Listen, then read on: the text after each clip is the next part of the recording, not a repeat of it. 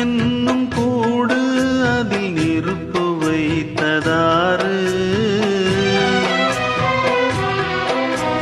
துன்பம் வந்த போதும் அதை துடைப்பதிங்கு யாரு? கலங்கும் போது சேரு, அது தெளியும் போது நீரு. கடவுள் போட்ட கோடு, அதை திருத்த போவதாறு? வெந்த புண்ணும் ஆறிடுமா? வேதனைதான் தீர்ந்திடுமா? விண்ணுக்கும் மண்ணுக்கும் சம்பந்தம் உண்டுன்னு சொன்னது யாரு? அது மன்னவன் பேரு.